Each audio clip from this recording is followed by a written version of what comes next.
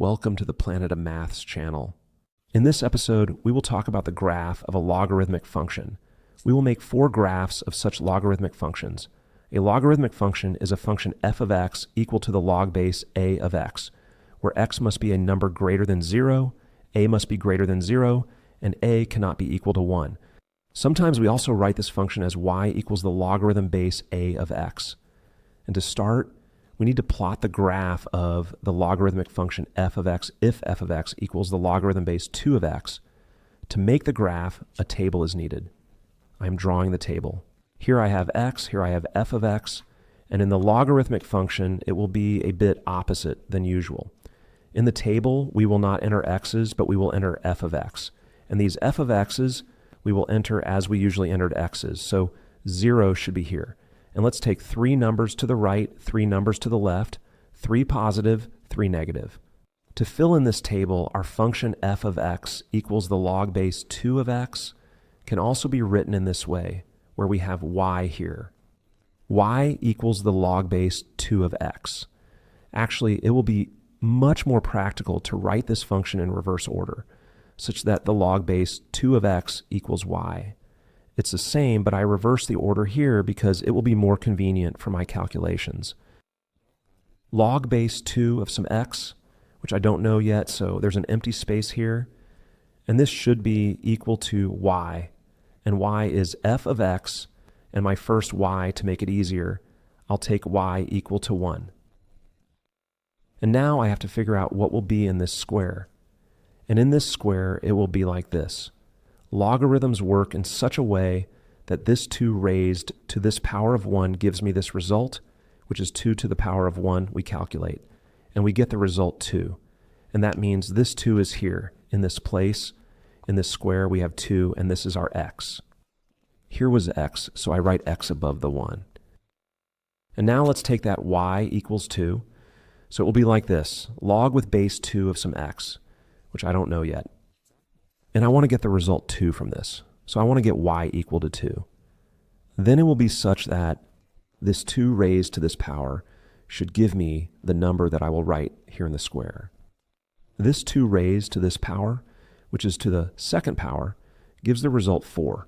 That means there is a 4 here, and this is my x. In this place, I have x, which means here is 4. My next y, which is my f of x, will be 3. I take the log with base 2. I don't know this, but I want the result to be 3.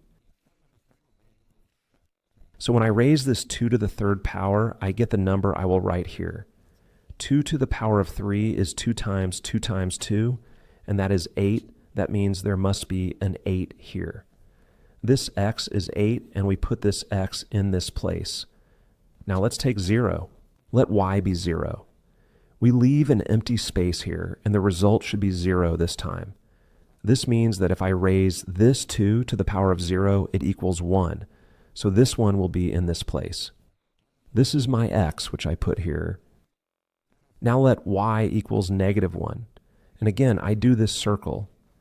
2 raised to the power of negative 1 will give me this number, and 2 raised to the power of negative 1.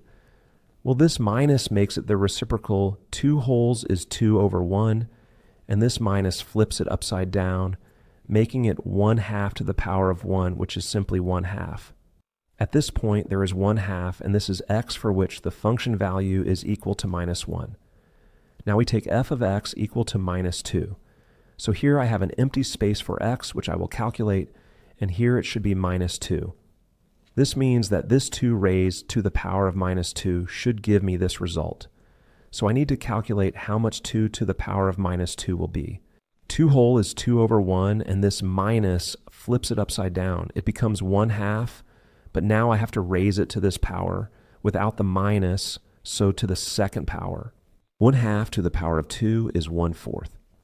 So in this place, in this square, there will be the number 1/4, and that is my x, which I enter here in the table. And there is also y equal to minus 3. So here again, an empty space. I want to get the result minus 3. That means that this 2 raised to the power of negative 3 will give me the result that I will enter in this place. So I take the number 2, raise it to the power of negative 3. Again, I make it the reciprocal, which becomes 1/2. but now not to the power of negative 3, but without the minus, to the power of 3. 1/2 to the power of 3 is 1/2 times 1/2 times 1/2, which gives me the result 1/8. Here I have 1/8, and I enter this 1/8 here. Now I can mark the points, but I will only mark those points where there are no fractions. So, for example, here I have the point 1, 0. On the graph, that will be this point. I have the point 2, 1, 2 to the right, 1 up, it will be here. Then there's the point 4, 2, which is 4 to the right, and 2 up. And there is also the point 8, 3. So I have to go 8 to the right and 3 up. These are my 4 points. With these points, it will get increasingly difficult. Each next point to the left will be harder to mark. The first point is 1/2 negative 1, which means 1/2 to the right, negative 1 down. This is that point. This point with 1/2 can still be marked, but if we take 1/4, 1/4, well, it's somewhere here, and at the minus second level, we can mark it. It's roughly like this, but 1/8 minus 3. Well, here it's actually quite difficult to measure it precisely. It will be this point in this place, but I have a computer-generated graph, so I can manage it somehow. It's very hard to do this accurately by hand. In any case, the graph of the logarithmic function will look like this. It keeps going up all the time, rising slightly. Then the further to the right, the less it rises, but it still keeps going up. And here it keeps going down. It approaches the y-axis, but it never touches the y-axis. The graph of every logarithmic function must definitely pass through the point 1, 0. The second function, whose graph I will be drawing, is the function f of x equals the log base 3 of x. I'm making a table. For f of x, I'm entering the same numbers as before. I'll start with this one. F of x will be equal to 1, and for this formula, which I'm writing down in reverse order, it will be such that here I'll have the log base 3 of some x, which I don't know yet. I'll get the result of 1 from this. That means that this 3 raised to this power will give me the result that I will write in this place. 3 to the power of 1 is 3, so here I write 3, and this 3 is x. I write this x here above the 1, here is 3. The next example, again, I leave an empty space for x here, and now f of x is supposed to be equal to 2, meaning the result should be 2. That means I raise this 3 to the power of 2 and get the result, which I will write here. So it will be 3 to the power of 2, and 3 to the power of 2 is 9. So I write this 9 here, and this is my x, which I put up here in the table. The next example is f of x equals 3. So the result of this log must be 3, because here we have f of x, just like in this inverted formula. So what do? I raise 3 to this power, which is 3 to the power of 3. The result is 27. So here is 27, and here x is equal to 27. Well, there's no chance to mark such a point. This point will be unrealistic. Such a point is not marked because it simply doesn't fit on the coordinate system, but this point from 0 does fit. If f of x equals 0, then I get something like a log base 3 of some x. I need to get a result of 0 from this, so I raise 3 to the power of 0, and the result is 1. That's a nice number.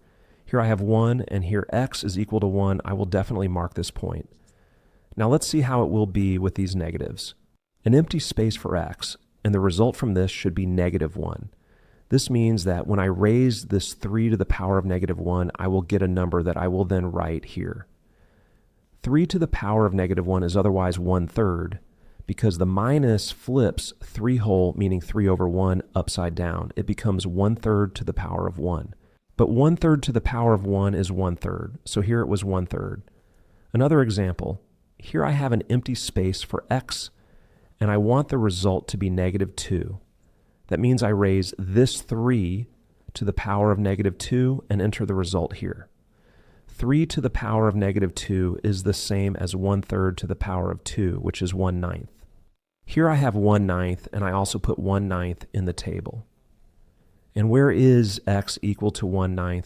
Well, I have no chance of marking this x here at all. This is another point that I will not mark. This would result in an even smaller fraction, so I will not mark this either.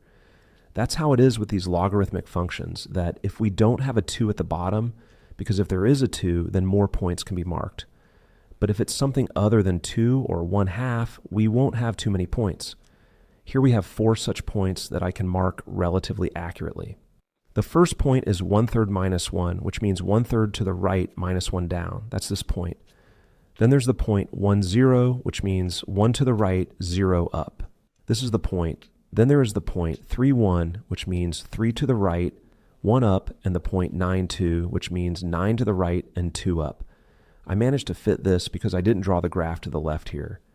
But I knew I would be drawing the graph to the right of the y-axis, so I made more of the coordinate system here. So we can obtain such 4 points from the calculations. By hand, it needs to be drawn somewhat neatly.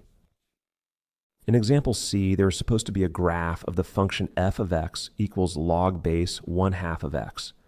In the table, just like before, I give these numbers from -3 to 3 and start again from this one. My f of x is equal to 1, and then it looks like this. Log, here is some x, which I do not know, and from this I need to get the result 1. That means I have to raise 1/2 to this power and enter the result here. So it will be like this. 1/2 to the power of 1 is 1/2. So here I enter 1/2, and above 1 I have the number 1/2. I'll take 0 because 0 is always nice to calculate. Here I'll put x that for now is unknown. The result should be 0, which means I have to raise 1/2 to this power, which is 0. And from this operation, I get 1. So here I have the number 1. So here it will also be 1. Now let's take 2. We should get the result 2. That means if I raise 1/2 to the power of 2, the result I get will be entered here. 1/2 to the power of 2 will be 1/4. Here I get the result 1/4, and I enter it into the table. Here's an empty space, and now I want to get the result 3. That means 1/2 to the power of 3 will give me this result. 1/2 to the power of 3 is 1/8, which is here, and 1/8 will also be here. Now we take negative function values, which is -1. We want to get the result -1. And here x is unknown for now, but it is such that 1/2 raised to the power of -1 we need to calculate. The minus flips this 1/2 upside down, and we get 2 to the power of 1 from it. And that is simply 2. So here I have the number 2, and here I also have the number 2. Now f of x will be equal to -2, so the result should be -2. Therefore, I raise 1/2 to the power of -2, which is the same as 2 to the power of 2, which is 4.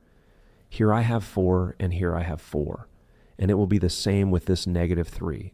Here is the log. Here, it's something unknown, and the result should be -3, so I raise 1/2 to the power of -3.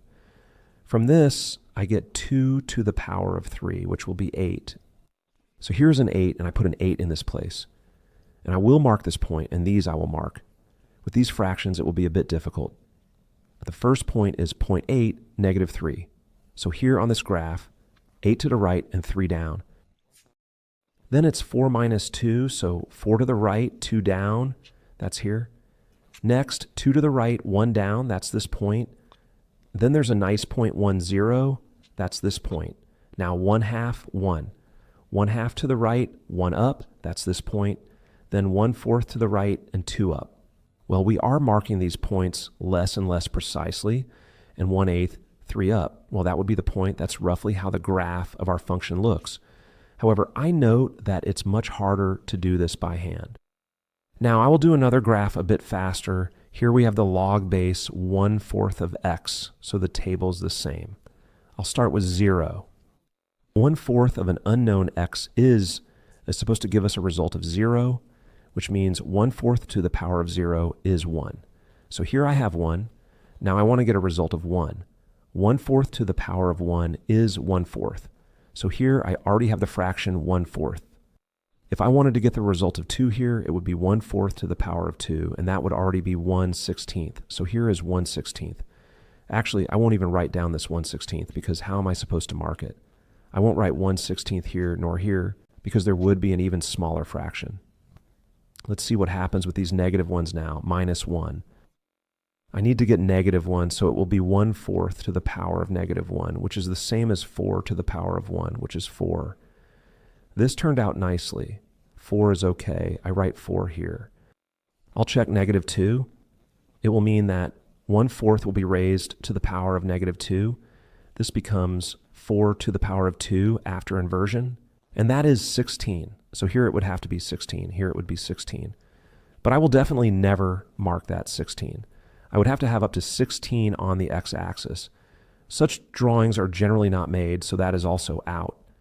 We see that now we only have 3 points left to mark on the graph. My graph looks like this, but in reality, I can mark it. Point 4, -1, which means 4 to the right, 1 down. 1, 0 is this constant point. As we noticed, this point is always there. And there is also the point 1/4, 1, which is 1/4 a little to the right and 1 up. So 3 precisely marked points. The remaining points are more or less. Now to summarize, basically logarithmic function graphs can be divided into 2 groups. Firstly, when a is greater than 1, meaning when we have a number greater than 1 here, then these graphs look like this.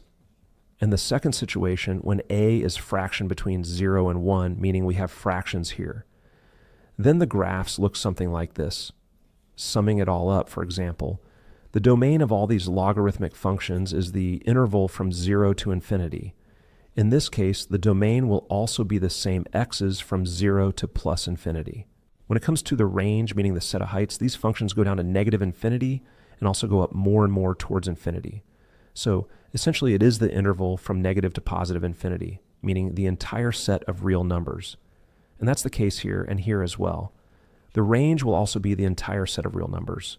Logarithmic functions have a vertical asymptote. None of these functions cross this line. The vertical asymptote will be x equals 0. Here the x's are equal to 0.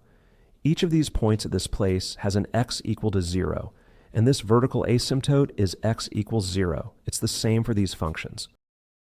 Here we see that all the functions pass through the point 0, 1, and this is a common feature of these functions and those functions too. This point 0, 1 is like a fixed point. All these functions are increasing here, and all these functions are decreasing here. And there will be a small difference here as well when f of x is greater than 0, meaning the function values should be greater than 0. Here the values are equal to 0, and values greater than 0 are here in each of these 3 functions. And this happens for x to the right of 1, meaning for x in the interval from 1 to positive infinity, and f of x will be less than 0 for x when? Well, here the values are less than 0.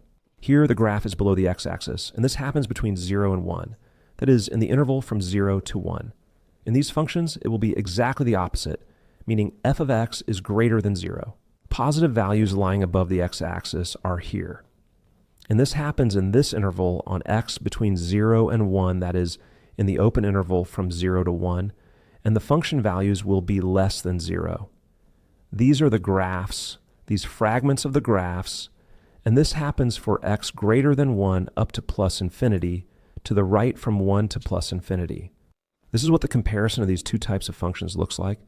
We remember that this point 1, 0 is everywhere here. This is an important point. That's all for this video. Thank you for watching and invite you to watch the next episodes on the Planet of Maths channel.